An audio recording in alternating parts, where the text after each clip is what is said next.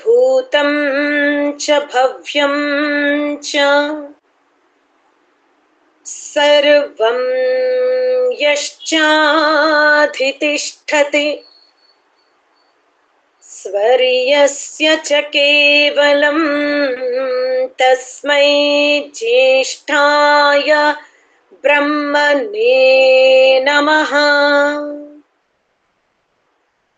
త్వమేవ మాతా చ పితా త్వమేవ త్వమేవ బంధుశ్చ సఖా త్వమేవ త్వమేవ విద్యా ద్రవిణం త్వమేవ త్వమేవ సర్వం మమ దేవ దేవ. భోగాన భుక్తా వయమేవ భుక్తాస్ తపోన తప్తం వయమేవ తప్తః. కాలో న యాతో వయమేవ యాతాస్ తృష్ణా న జీర్ణా వయమేవ జీర్ణాః. ధర్మప్రియ ఆప్త బంధువులారా, మాతృశక్తి కేనోపనిషత్తులో మొదటి ఖండమున ఎవరు ఈ దేహమున మనని కూర్చోబెట్టారు, ఆ తత్వాన్ని తెలుసుకుంటూ మనం ముందుకు సాగాము. ఆ బ్రహ్మనే చక్షురాది సమస్త ఇంద్రియాల యొక్క నిర్మాణము చేసి ఈ దేహమును చక్కగా చెక్కాడు. అనగా వాక్కు గాని, చక్షువు గాని, శ్రోత్రము గాని, సమస్త ఏ ఇంద్రియాలైనా సరే ఆ పరమాత్ముని చేతనే రచింపబడినప్పటికీ కూడా ఈ ఇంద్రియాల ద్వారా మనం పరమాత్ముని చూడలేము, దర్శింపజేసుకోలేము, అవి దర్శింపజాలవు అని తెలుసుకునే ప్రయత్నం చేశాం. ఆ తర్వాత మూడవ ఖండములో చక్కగా అగ్ని, వాయువు, ఇంద్రుడు ముగ్గురు మాట్లాడుకుంటూ ఉండగా అక్కడికి యక్షుడు వచ్చేస్తాడు. అంటే అకస్మాత్తుగా ఒక నీడలాగా వచ్చి వెళ్ళిపోతాడు.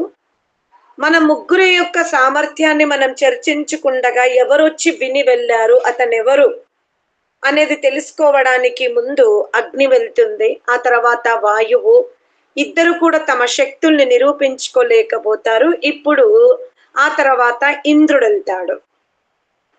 ఇంద్రుడి యొక్క సామర్థ్యం అగ్ని, వాయువు కంటే ఎక్కువ అని తెలుసుకొని ఆ పరమాత్ముడు ఏం చేశాడు అంటే అక్కడ ఉమా అనే స్త్రీని పంపిస్తాడు. బుద్ధి అనే పదం సంస్కృత వేద వాంగ్మయంలో స్త్రీలింగంగా చెప్పబడి ఉంది గనక అక్కడ మనం ఉమా అంటే స్త్రీ అని తీసుకున్నాం. ఇప్పుడు మనం చతుర్థ ఖండములో ప్రవేశిస్తూ ఉన్నాం. సా బ్రహ్మేతి హోవాచ బ్రహ్మణో వా ఏతద్విజయే మహీయధ్వామితి తతో హైవ విదాం చకార బ్రహ్మేతి.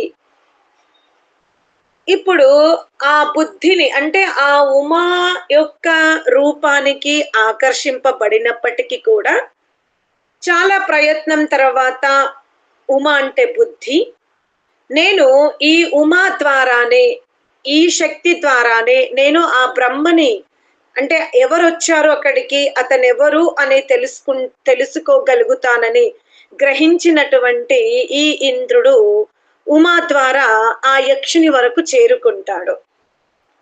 అంటే అగ్ని, వాయువు చేయలేని పని ఇంద్రుడు ఉమా యొక్క సహాయముతో బ్రహ్మని తెలుసుకుంటాడు.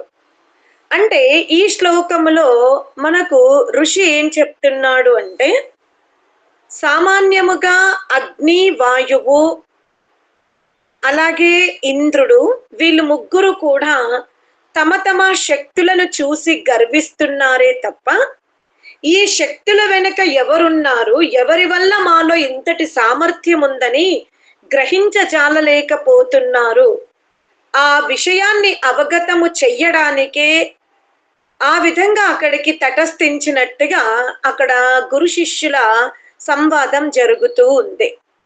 అనగా ఇప్పుడిక్కడ మనం తెలుసుకోవాల్సింది ఏమిటి అంటే, ఆ యక్షుడు బ్రహ్మాని ఎవరు ముందు తెలుసుకున్నారు అంటే ఇంద్రుడే.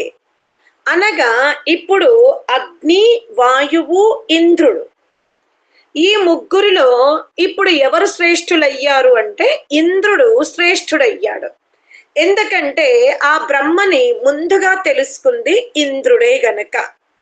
అందువలన ఇక ఇంద్రుడు కాస్త అగ్నివాయువుల మీద కాస్త కొంచెం పెద్దరికం చూపించినట్టుగా అక్కడ ఊహాజన్యమే.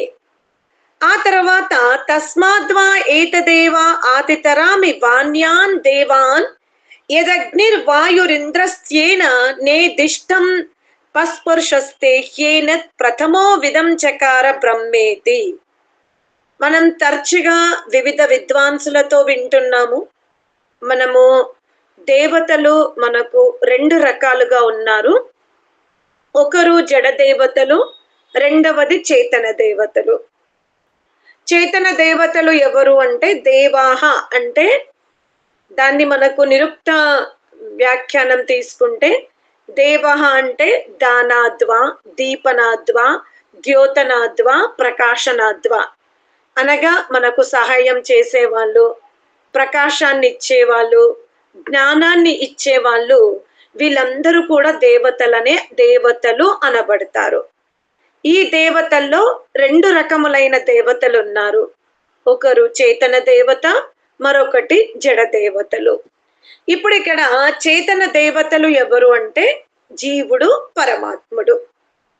ఇక జడ దేవతలు సూర్యుడు, చంద్రుడు, నక్షత్రాలు, ప్రాణములు, ఇంద్రియాలు, సమస్త బ్రహ్మాండమంతా కూడా జడ జగత్తుగా చెప్పబడి ఉంది.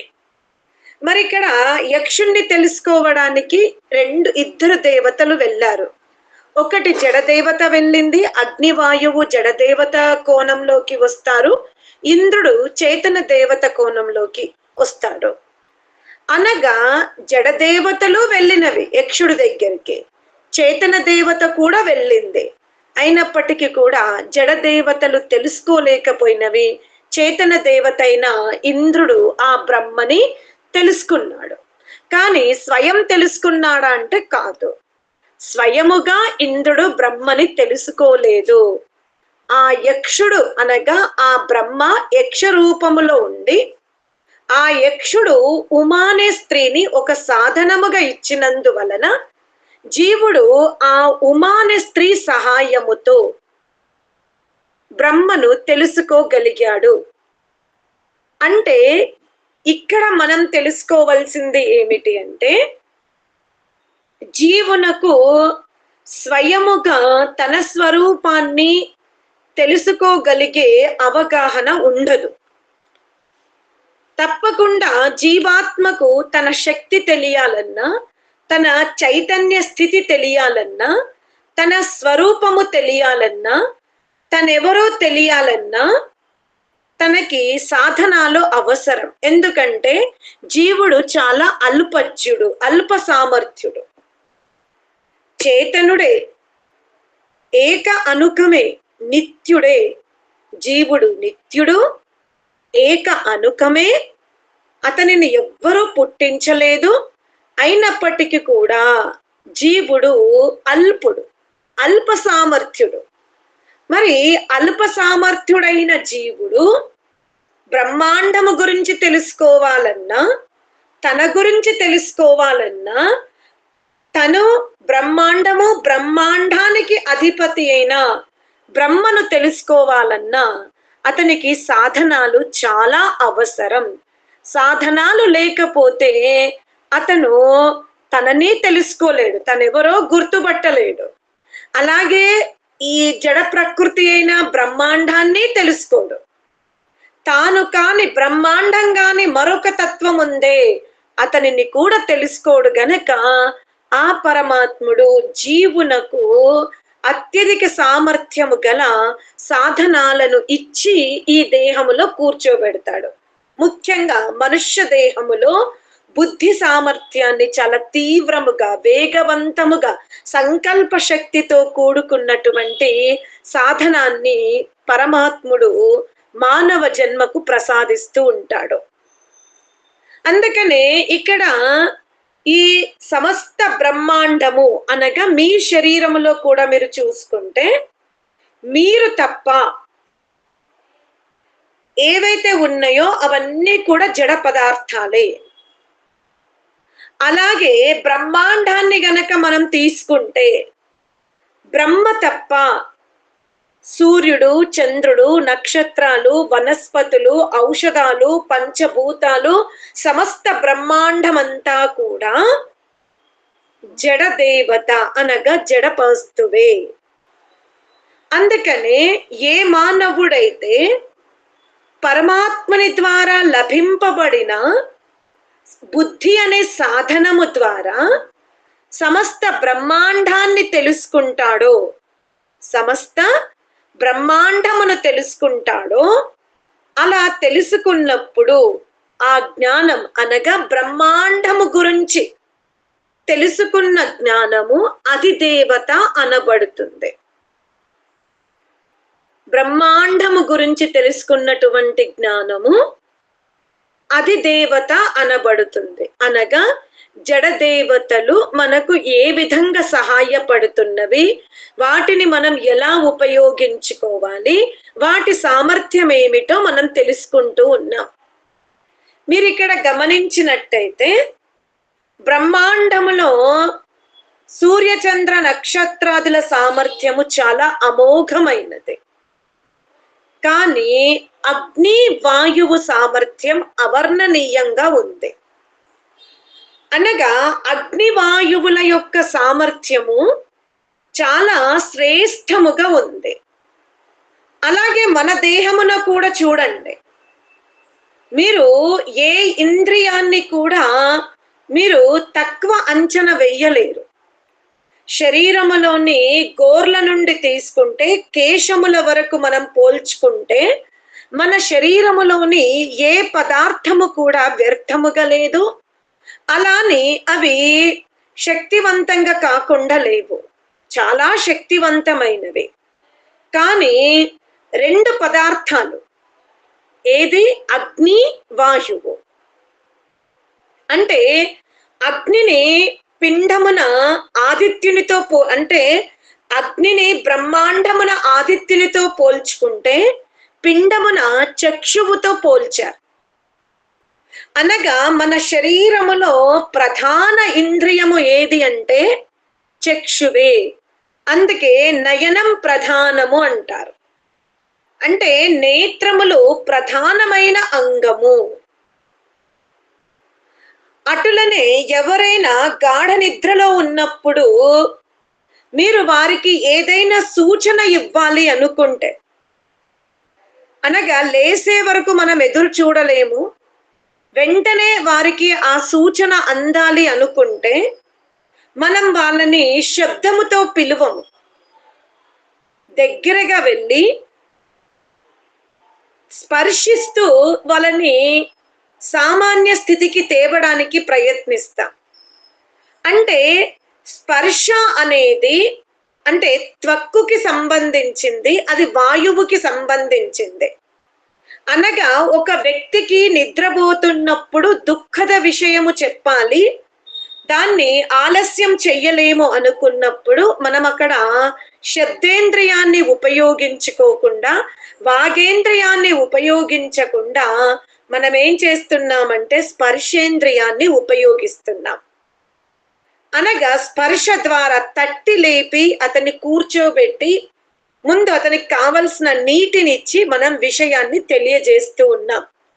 అనగా మన దేహంలో సమస్త ఇంద్రియాలు గొప్పవే అయినప్పటికీ కూడా వాయువు తర్వాత అగ్ని అనగా త్వక్కు స్పర్శేంద్రియము, ఆ తర్వాత నేత్రేంద్రియము చాలా గొప్ప దేవతలుగా చెప్పబడి ఉన్నవి.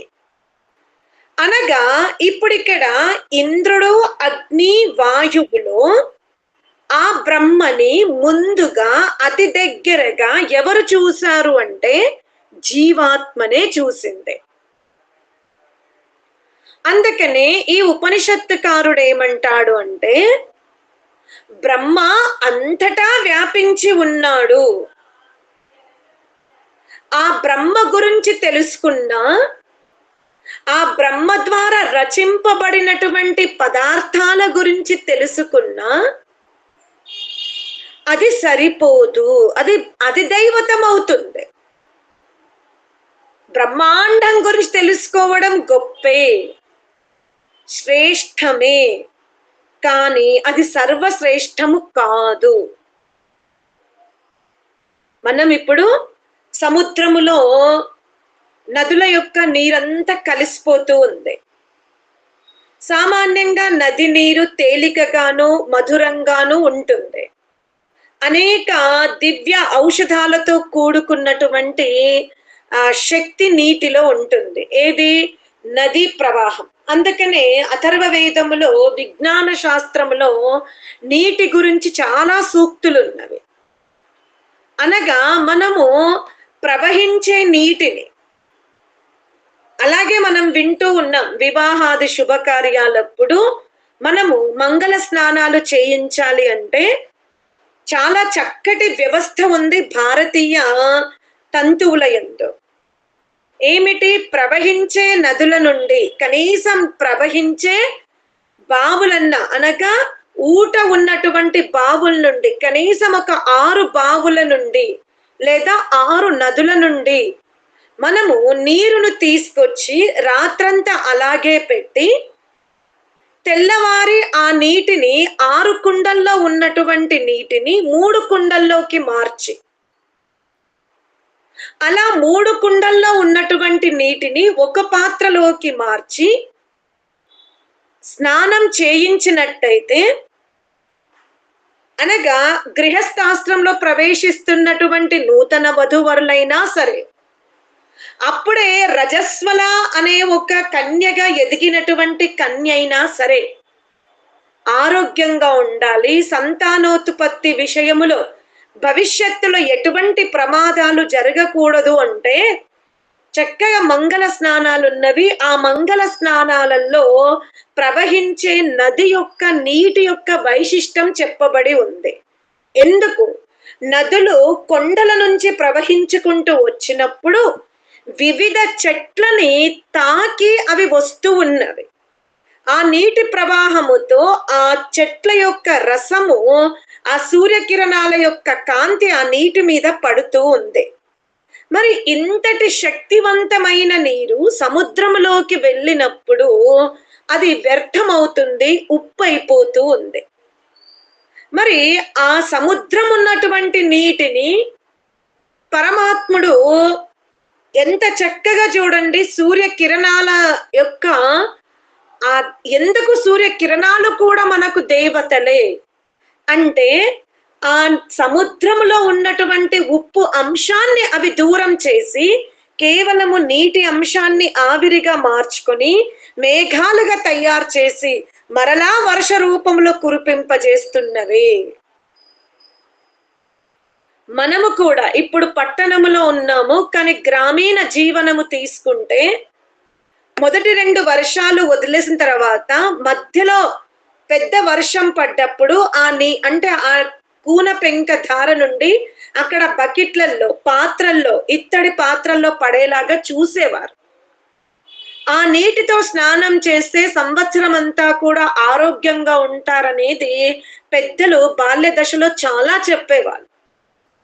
అంటే మన పెద్దవాళ్ళకి జల చికిత్స, జలము మన శరీరానికి ఎంతటి శక్తిని ఇస్తుందో మనం తెలుసుకున్నాం. అలాగే ఇప్పుడు మన శరీరములో ఎవరు శక్తివంతంగా ఉన్నారు అనంటే ఈ బ్రహ్మాండం గురించి తెలుసుకున్నంత మాత్రాన ఆత్మతత్వము అవగతము కాదు అంటాడు. దాన్ని ఎలా ఉపయోగించుకోవాలి, ఎలా ఆరోగ్యంగా ఉండాలి అంటే ఏమి చెయ్యాలి, చక్కగా ఈ సృష్టి ముందుకు సాగాలి అన్నా, శరీరములో వ్యాధి కణాలని ఎదుర్కొనే శక్తి కావాలన్నా ఏ నీటిని ఉపయోగించాలి, ఏ ఔషధాన్ని ఉపయోగించాలో ఇదంతా చక్కగా చెప్పబడి ఉంది. దీన్ని మానవుడు తప్పకుండా తెలుసుకోవాలి. కానీ అది జీవిత లక్ష్యం కాకూడదు. అదే ఋషులు చెప్తున్నారు. ఆ బ్రహ్మని శక్తివంతమైనటువంటి అగ్ని తెలుసుకోలేకపోయింది, వాయువు తెలుసుకోలేకపోయింది, ఆత్మనే తెలుసుకోగలిగింది. అందుకనే ఏదైతే మనం బ్రహ్మాండము గురించి తెలుసుకుంటామో అది అధిదైవతం అనబడుతుంది. కానీ ఎప్పుడైతే మన శరీరము లోపల సమర్థుడైనటువంటి ఈ జీవాత్మని బుద్ధి సహాయము ద్వారా మనం తెలుసుకోవాలి. ఇప్పుడు అక్కడ ఇంద్రుడు ఉమా అనే స్త్రీ యొక్క రూపాన్ని చూసి ఆకర్షింపబడినట్టయితే అతను ఒక సీమిత సుఖాన్నే పొందేవాడు. ఆ బుద్ధి సహాయము ద్వారా ఉమా అంటే ప్రకృతి అనుకుందాం, అనగా ప్రకృతి సౌందర్యాన్నే అనుభవించేవాడు. ఒకవేళ బుద్ధికి వశుడైపోతే, కానీ ఇంద్రుడు ఏం చేశాడు, ఆ బుద్ధిని తన వశములోకి తీసుకొని ఆ బుద్ధి సహాయము ద్వారానే బ్రహ్మను తెలుసుకోగలిగాడు. ఆ బ్రహ్మ ఎలా వచ్చింది అంటే తస్యేష ఆదేశో యతేతద్ విద్యుతో వ్యతుదా ఇతీతి న్యమిమాషద ఇత్యది దైవతం. వాళ్ళు ముగ్గురు మాట్లాడుతున్నప్పుడు యక్షుడు ఎంతసేపు ఉన్నాడు, ఇలా కనుమరుగయ్యాడు. అంటే కనురెప్ప కిందికి వచ్చి పైకి లేసేలోపు వెళ్ళిపోయాడు అక్కడి నుండి. దీన్ని గనక మీరు గమనించినట్టయితే, చాలా జాగ్రత్తగా పరిశీలించుకున్నట్టయితే, ఉపాసకుడు బ్రహ్మ దర్శనమును ప్రారంభిస్తున్న ప్రారంభ దశలో తప్పకుండా ప్రతి ఉపాసకునకు ఎలా ఇంద్రుడు అగ్ని వాయువు ముందు ఇలా క్షణభంగురముగా ఒక విద్యుత్ లాగా మెరిసి వెళ్ళిపోయాడో, వాళ్ళ యొక్క ఆ చూపుల్ని తన వైపు ఆకర్షింపజేసుకున్నాడో, అటులనే ఉపాసకునకు పరమాత్ముడు ప్రారంభములో తన సత్య స్వరూపాన్ని, తన దివ్య స్వరూపాన్ని, తన తేజస్వరూపాన్ని తప్పకుండా ప్రతి ఉపాసకునకు ఆ భావన, ఆ రుచిని కలిగిస్తాడు. ఆ రుచిని కలిగించిన తరువాత ఇక కనుమరుగైపోతాడు. ఎలా వర్షం పడేటప్పుడు ఆకాశమున విద్యుత్ ఒక కాంతిలాగా వచ్చి మనకు సూచన ఇస్తుందో ఇక వర్షం పడుతుంది అని, అనగా అకస్మాత్తుగా ఒక ప్రకాశాన్నిచ్చి కనుమరుగైపోవడం. బ్రహ్మ కూడా జీవాత్మకు కనుమరుగవుతాడు. తన స్వరూపం ఏమిటో ఒకసారి అలా స్పర్శింపజేసి ఆత్మను స్పర్శించుకొని, ఇది నా స్వరూపం, ఇది నా తేజస్సు అని అలా ఒక స్పందన ఇచ్చి, ఒక అనుభూతినిచ్చి ఇక అక్కడి నుంచి వెళ్ళిపోతాడు, కనుమరుగైపోతాడు. అథాధ్యాతం య ఏతద్ గచ్చతీవ మనోనేన చైత దుపస్మరత్య భీక్ష్ణం సంకల్పః. ఇప్పుడు జీవాత్మ ఎలా మనం ముందు తెలుసుకున్నామో బుద్ధి సహాయము ద్వారా ఆ జీవాత్మ యక్షుణ్ణి గుర్తుపట్టిందే, అతనే బ్రహ్మాన్ని తెలుసుకుంది. ఆ యక్షుడు కూడా జడదేవతల ముందు, చేతన దేవత అయినటువంటి ఇంద్రుని ముందు అలా విద్యుత్తులాగా ప్రకాశించి వెళ్ళిపోయారు. అనగా ఇక్కడ నేత్రము కానీ త్వక్కు కానీ పరమాత్ముని దగ్గరగా స్పర్శింపజేసుకోలేకపోయింది. ఇద్దరు నిష్ఫలతను పొందారు, వాళ్ళు విఫలతనే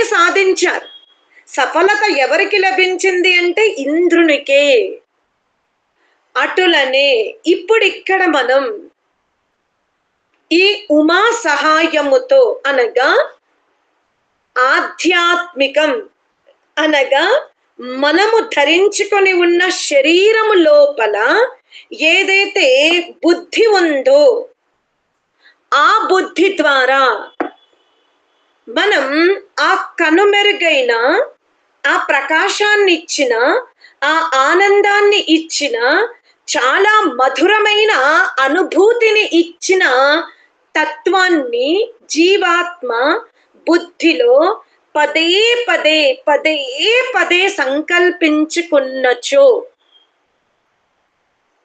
చాలా జాగ్రత్తగా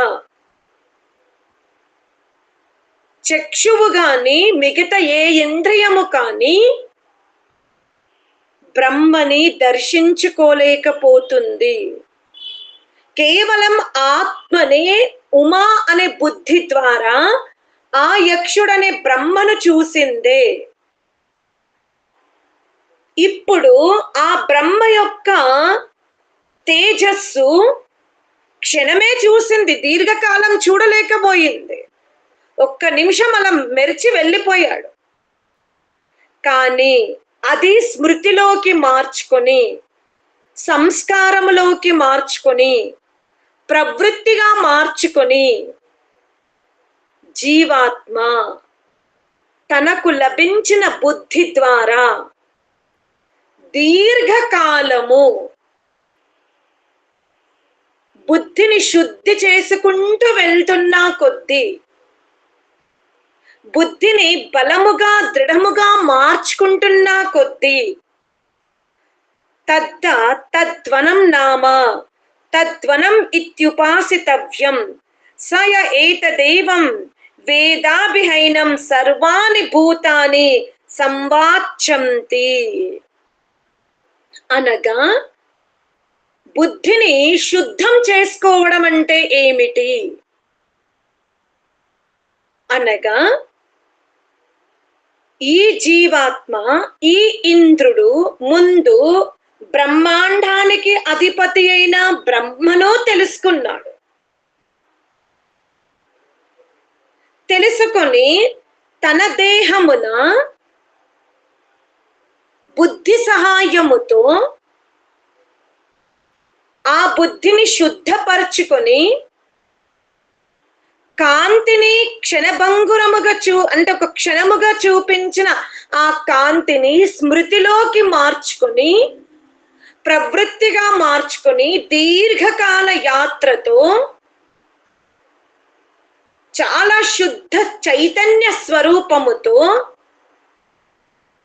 బ్రహ్మని దర్శించుకుంటే అది ఆధ్యాత్మం అనబడుతుంది. అనగా లోపల బ్రహ్మని దర్శించుకున్నాడు. ముందు బ్రహ్మ యొక్క శక్తిని, బ్రహ్మ యొక్క సామర్థ్యాన్ని, బ్రహ్మ యొక్క స్వభావాన్ని, బ్రహ్మ యొక్క క్రియాశీలత్వాన్ని బ్రహ్మాండమున తెలుసుకున్నాడు. ఆ బ్రహ్మాండమును తెలుసుకోవాలి అన్నా జీవాత్మకు బుద్ధియే అవసరమైంది. అక్కడ సఫలతను సాధించాడు, దగ్గరగా చూశాడు ఆ బ్రహ్మ శక్తిని. ఏ బుద్ధి ద్వారా బ్రహ్మాండములో ఉన్న సర్వ పదార్థాల యొక్క జ్ఞానాన్ని, ఆ బ్రహ్మాండానికి అధిపతి అయిన ఆ జగదీశ్వరుణ్ణి ఏ బుద్ధి ద్వారా చూశాడో అదే బుద్ధి ద్వారా తన లోపల తన హృదయ గూటిలో ఆ కనుమెరుగైన ఆ జ్యోతి స్వరూపాన్ని పదే పదే జ్ఞప్తిలోకి తెచ్చుకొని దానిని దీర్ఘకాల ప్రవృత్తిగా మార్చుకొని ఇక బ్రహ్మని చూస్తాడు. కానీ శుద్ధ బుద్ధి ద్వారానే. అసలు శుద్ధ బుద్ధి ఏమిటి అంటే,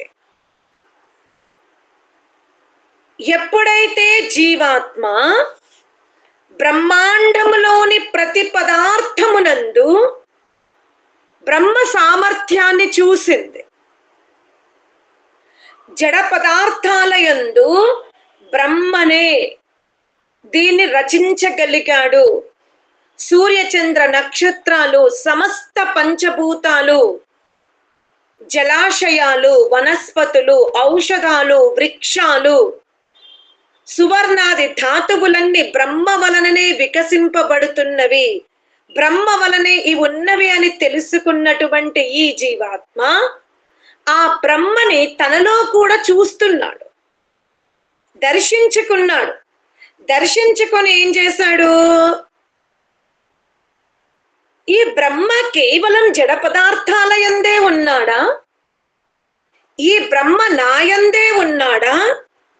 లేదా బ్రహ్మ అన్య జీవాత్మల ధరించుకున్న అందులో కూడా ఉన్నాడా అని చూశాడు. అతనికి ఏమర్థమైంది? ఇంకా అలా చూడటం ప్రారంభిస్తూ ఉంటే ఆ బ్రహ్మ, ఏ బ్రహ్మ అయితే మొత్తం బ్రహ్మాండమున ఉన్నాడో అదే బ్రహ్మ నాలో ఉన్నాడు. ఈ బ్రహ్మనే క్రిమి కీటకాది నా తోబుట్టువులు, నా బంధుమిత్రులు, సర్వ జీవరాశుల యందు ఉన్నాడు అని తెలుసుకుంటాడు. తెలుసుకుని ఏం చేస్తున్నాడు? చౌర్యమును వదిలిపెట్టాడు. అనగా ఇతరులకు చెందవలసినటువంటి ఆహారమును కానీ, పదార్థ సౌకర్యాలు కానీ, యశస్సు కానీ, కీర్తి కానీ అది ఇతరులదైతే అక్కడ కూడా బ్రహ్మనే చూశాడు. ఇక ఎవరికి చెందవలసినటువంటి సౌకర్యం, ఎవరికి చెందాలో ఆ భోజనం, ఎవరికి చెందాలో ఆ స్థానం, ఇంకా దోచుకోవడం ఆపేస్తాడు. చౌర్యం, వ్యభిచారం ఆపేస్తాడు, చౌర్యం ఆపేస్తాడు, హింసా ప్రవృత్తిని ఆపేస్తాడు, ఎవ్వరిని బాధ పెట్టాడు. ఎందుకంటే అతను బ్రహ్మని సూర్యచంద్రాది నక్షత్రాల యందు చూశాడు, తన హృదయమున చూస్తున్నాడు, సర్వ ప్రాణుల యందు ఆ బ్రహ్మనే చూశాడు. కనుక ఆ బ్రహ్మతత్వాన్ని శుద్ధమైన బుద్ధితోనే నేను సాక్షాత్కారం చేసుకోగలుగుతాను అని దృఢనిశ్చుడై ఇక ఎవరి పట్ల ఎవరికి చెందవలసిన సొత్తుని కూడా స్వంతం చేసుకోవడం లేదు. పరిగ్రహమును వదిలిపెట్టాడు. ఇంకా ఎవ్వరినీ బాధ పెట్టడం లేదు, ఎవ్వరినీ మోసం చెయ్యడం లేదు, ఎవ్వరినీ నిందించడం లేదు. ఇంకా సర్వమున ఆ బ్రహ్మనే అగుపడుతున్నాడు. ఇలా ఈ కేన ఉపనిషత్తున ఋషి తన శిష్యులకి బ్రహ్మతత్వం గురించి ప్రారంభము నుండి ఈ దేహము ఎవరి వలన ఉంది, ఎవరి వలన ఈ దేహమున ఈ జీవాత్మ కూర్చుంది, ఈ సమస్త జడచేతన ప్రకృతి అంతా ఎవరి శాసనములో ఉంది, మనుష్యునికి ఎందుకు ఈ ఉపదేశం ఇవ్వబడి ఉంది, ఎందుకంటే సమస్త బ్రహ్మాండము, మనుష్య ఇతర యోనులన్నీ కూడా పరమాత్మని శాసనములోనే ఉన్నవి.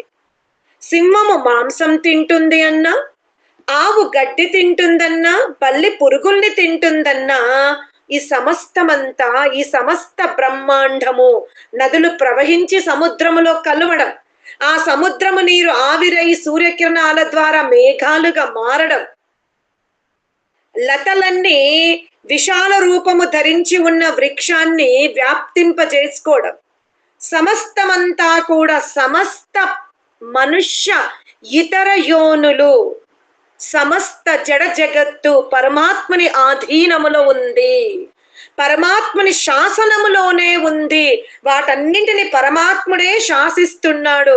అందుకనే హింస లేదు. అక్కడ సింహము మాంసం తిన్నా, ఆవు గడ్డి తిన్నా అక్కడ సింహముకు పాపం అంటదు. కానీ ఇంత విశాలమైన బ్రహ్మాండములో బుద్ధి సామర్థ్యాన్ని అత్యధికముగా ఇచ్చి పరమాత్ముణ్ణి మాత్రం పరమాత్ముడు మానవుణ్ణి మాత్రం వదిలిపెట్టాడు.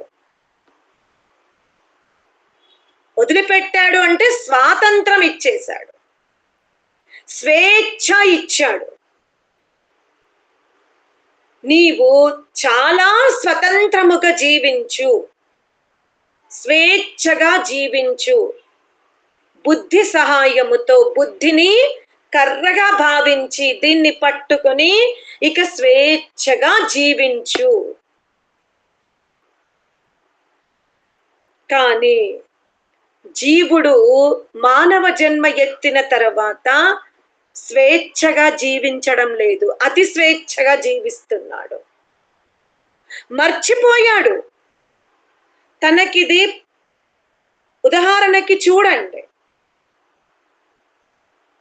రోగగ్రస్తులైనప్పుడు, చాలా వార్ధాక్యము ముంచుకొచ్చినప్పుడు, ఎంత శ్రమించినా ప్రగతి లేనప్పుడు చావుని కోరుకుంటాం. అది శాశ్వతం కాదు. అది బలహీన స్థితుల యందు మృత్యువుని కోరుకుంటున్నాడు తప్పించుకోవడానికి. ఆ సమస్యని ఎదుర్కోలేక, ఆ సమస్యని తట్టుకోలేక మృత్యువుని కోరుకుంటాడు. అది కాదు. మంచి ఆరోగ్యం, అనుకున్న సంకల్ప శక్తితో మట్టి ముట్టిన సువర్ణం, ఏది కొన్న సమగ్ర ఐశ్వర్యమును ప్రసాదిస్తూ ఉన్నప్పుడు ఎవరైనా మృత్యువుని కోరుతున్నారా? ఇష్టపడుతున్నారా? అనుకూలమైన భార్య, అనుకూలమైన భర్త, అనుకూలమైన సంతానం, శరీరములో మంచి శక్తి, అతను చెప్పిందే సమాజంలో వేదం, మంచి యశస్సు, ఇలాంటి శక్తులు ఉన్నప్పుడు ఎవరైనా మృత్యువుని ఇష్టపడుతున్నారా? అయినా మృత్యు వస్తుంది. ఎందుకు అంటే ఈ సమస్త ఇంద్రియాలు, ఈ దేహము నీది కాదు గనుకనే. ఇది నీది కాదు. అయినా మనకి పరమాత్ముడు ఇచ్చిన గొప్ప అవకాశమును మనము జ్ఞాన విజ్ఞానాన్ని వృద్ధి చేసుకోవడానికి, ఈ ఆత్మస్వరూపాన్ని చూసుకోవడానికి ఉపయోగించుకోకుండా అతిక్రమణ చేసేస్తున్నాం. ఆహార నియమాలు, శరీరం యొక్క నిర్మాణము చూసుకోండి, దంతాల నుండి సమస్త మన శరీర లోపల అవయవాలు చూడండి. ఇది ఋతువులకు విరుద్ధమైన ఆహారము తీసుకున్నాం. కేవలం శాకాహారం అంటే కూడా, ఈ శాకాహారము పదార్థాలని కూడా మనము ఋతువులను ఉల్లంఘించి తీసుకున్నాం, స్థానాన్ని ఉల్లంఘించి తీసుకున్నా, దేశాన్ని ఉల్లంఘించి తీసుకున్న శాకాహారమే తింటున్నాం మనం. శుద్ధ శాకాహారులమే. కానీ ఋతువులని ఉల్లంఘించాము, దేశాన్ని ఉల్లంఘించాము, స్థానాన్ని ఉల్లంఘించి తింటున్నామంటే అప్పుడు కూడా మనం అనారోగ్యముతో బాధపడుతున్నాము. వేషధారణ కూడా చూడండి. భారతీయ వేషధారణ, ఆ శరీరపు యొక్క రూపురేఖలు, అక్కడ ఉన్నటువంటి ఉష్ణోగ్రత చాలా భిన్నముగా ఉంటుంది. అందుకనే వేషధారణైనా సరే, కేశములు బంధించుకోవడమైనా సరే, ఏదైనా మనం ఉల్లంఘిస్తున్నాము అనంటే అతి స్వేచ్ఛనే. అందుకనే ఏ మానవుడైతే గురువు ద్వారా ఆత్మస్వరూపాన్ని తెలుసుకొని ఆ దేశము యొక్క ఆ జీవన విధానాన్ని, ఆ ఆహారపు అలవాట్లని, ఆ మర్యాదల్ని, ఆ శిష్టాచారాన్ని ఉల్లంఘించుకోకుండా విద్వాంసుడు కూడా చూసుకోగలగాలి, రాజు చూసుకోగలగాలి.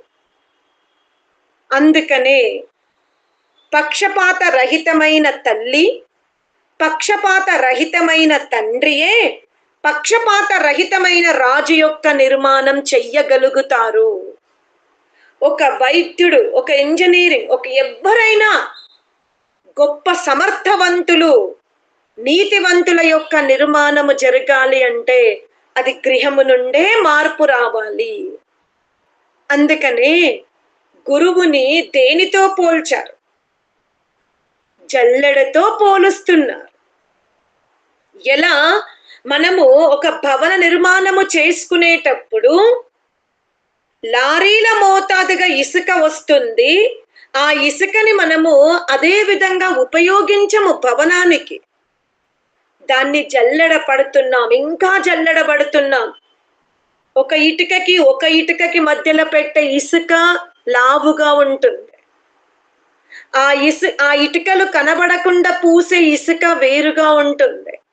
మళ్ళీ దానిపైన వస్తున్నటువంటి దానికి కూడా మనం ఇంకో పల్చటి ఇసుకను సన్నటి ఇసుకను ఉపయోగిస్తున్నాం. మరి ఇసుక ఒక దగ్గరే పుట్టింది, దాన్ని తెచ్చినవాడు కూడా ఒక్కడే, కానీ జల్లెడ పడుతూ తీసుకుంటూ వెళ్తున్నాం.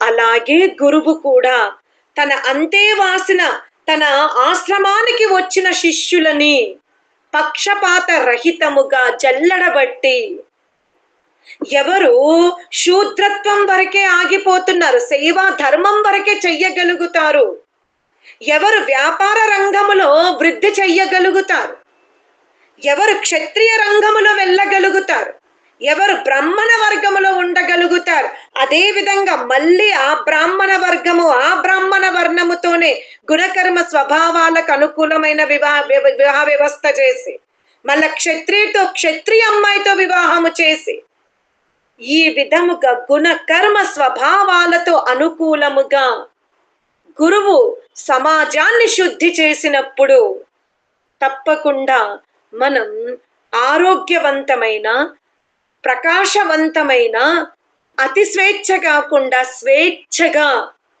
చాలా ప్రసన్నముగా జీవించే మానవ సమాజం యొక్క నిర్మాణం చేసుకోగలుగుతాము. అందుకనే శిష్యుడు అడుగుతున్నాడు, గురూజీ ఇక బ్రహ్మ గురించి ఇంకా చెబుతారా అంటే చాలు. ఏదైతే బ్రహ్మతత్వం తెలుసుకున్నావో అతనే ఈ సృష్టిని రచించాడు, అతనే నీకు బుద్ధినిచ్చాడు, అతనే నీకు శాసనము పెట్టాడని తెలుసుకున్నావో, అతనే నీకు స్వేచ్ఛనిచ్చాడని తెలుసుకున్నావో, ఇక చాలు తెలుసుకున్నది. బ్రహ్మాండము గురించి తెలుసుకున్నాడు. బుద్ధి ద్వారానే బ్రహ్మను తెలుసుకుంటాను, కానీ ఆ బుద్ధిలో పర నా అనే భేదము లేనప్పుడు, ఏ ప్రాణి పట్ల హింసా భావన లేనప్పుడు, ఏ ప్రాణికి చెందవలసిన ఆహారమైనా, కీర్తి అయినా, యశస్సు అయినా ఏదైనా దోచుకోనప్పుడు ఆ బ్రహ్మ యొక్క సాక్షాత్కారం జరుగుతుంది. ఇంకా దీన్ని తెలుసుకున్నావు, ఇంతే, ఇదే బ్రహ్మ. నిన్ను ఈ దేహములో కూర్చోబెట్టింది బ్రహ్మనే, సమస్త ఇంద్రియాలను నిర్మాణము చేసింది బ్రహ్మనే, నిన్ను తప్ప సమస్తమును తన ఆధీనములో పెట్టుకుంది బ్రహ్మనే. నీవు ఎలా బ్రతకాలో, దేన్ని ఎలా ఉపయోగించాలి, ఎంతవరకు పురుషార్థం చెయ్యాలి, అసలు ఆ వేదములో ఏదైనా పరమాత్ముడు వదిలిపెట్టాడా? ఏ అంశంను కూడా వదిలిపెట్టలేదు. నీళ్ళెందుకు త్రాగాలి? త్రాగకపోతే మూత్రాశయ ద్వారము తెరవాలంటే దేనితో చికిత్స చేసుకోవాలి? వర్షాకాలంలో నీరు తక్కువ తాగుతావు, మూత్రం చిక్కబడుతుంది, అది మళ్ళీ పల్చ కావాలంటే ఏమి ఔషధాలు సేవించాలి? అనేక విపత్తు సమయముల యందు నీ బుద్ధి చంచలమవుతుంటే దాన్ని యథాతథకి తేవాలి అంటే విధానము కూడా చెప్పాడు. ఇంత శాస్త్రోపదేశము చేస్తాడు. శస్త్రోపదేశము చేసినటువంటి ఆ బ్రహ్మ యొక్క ఆదేశాన్ని జీవుడు విన్నప్పుడే మానవ జన్మలో లభించిన సామర్థ్యము, మానవ జన్మకు లభించిన ఈ గొప్ప వరము సార్థకమవుతుంది. వెళ్ళు శిష్య, దీన్నే తెలుసుకో, ఇదే బ్రహ్మ. ఆ బ్రహ్మ జగత్పాలకుడు. ఆ బ్రహ్మనే సమస్త ఇంద్రియాలను అద్భుతముగా రచించాడు. ఆ బ్రహ్మని ఇంద్రియాలు తెలుసుకోలేవు, ఆత్మనే తెలుసుకుంటుంది. ఆత్మ కూడా బుద్ధి సహాయము ద్వారా తెలుసుకుంటుంది. ఇక బుద్ధి సహాయము ద్వారా బ్రహ్మతత్వాన్ని తెలుసుకున్న నీవు ఆ మెరుపులాగా మెరిసిన ఆ బ్రహ్మని, ఆ మెరుపుని, ఆ స్పర్శని, ఆ ఆలింగమును నెమర వేసుకుంటూ అంతర్గత యాత్ర చేసుకో, లోతైన అధ్యయనం చెయ్యు. ఇంకా పరిగెత్తకు, బ్రహ్మ అంటే ఏమిటి, బ్రహ్మ అంటే ఏమిటో పరిగెత్తకు, తెలుసుకున్నావు. ఇప్పుడు దాన్ని ఏం చెయ్యు అంటున్నాడు. ఏవా ఏతమేవం వేద అపహత్య పాప్మనామనంతే స్వర్గే లోకే జ్యేయే ప్రతితిష్ఠతి ప్రతితిష్ఠతి. ఇక ఏ మానవుడైతే ఆ బ్రహ్మను ప్రతి చోట చూస్తున్నాడు, ఆ బ్రహ్మ తేజస్సుని, బ్రహ్మ ప్రకాశాన్ని ప్రతి అణువణువున చూసి బ్రహ్మాండాన్ని అద్భుతముగా ఉపయోగించుకుంటున్నాడు. తనకు లభించిన సమస్త ఇంద్రియాలతో ధర్మబద్ధమైన ప్రకృతి భోగాలను అనుభవిస్తున్నాడు. ధర్మార్థ కామ మోక్షములను పొందడానికి నిరంతరము ప్రయత్నం చేస్తున్నాడు. సోమరితనాన్ని వదిలిపెట్టాడు. రాగద్వేషాలకు అతీతంగా పశు ప్రవృత్తిని శుద్ధి చేసుకుని అంతర్గతముగా ఆ బ్రహ్మను దర్శించుకుని బ్రహ్మలోనే కూర్చుంటున్నాడు, శాశ్వతమైన స్థితిని పొందుతున్నాడు. ఇదియే కేనోపనిషత్తులో మనకి గురువు శిష్యుల మధ్యలో ఈ ఉపనిషత్తును మనం విన్నాము. అది చిన్న శాస్త్రమైన చాలా మర్మాన్ని ఉపదేశించిన శాస్త్రం. ఇంతటితో కేనోపనిషత్తు కూడా పరమాత్మని అనుగ్రహముతో మనం సమాప్తం చేసుకున్నాం. ఓం శాంతి శాంతి శాంతి శాంతి పాచ్. ఓం ద్యౌ శాంతిరంతరిక్షం శాంతి పృథివీ శాంతిరాప శాంతిరోషధయ శాంతి వనస్పతయ శాంతిర్విశ్వే దేవాః శాంతి బ్రహ్మ శాంతి సర్వం శాంతి శాంతిరేవ శాంతి సామా శాంతిరేధి. ఓం శాంతి శాంతి శాంతి. అందరికీ ధన్యవాదాలు. ఓం.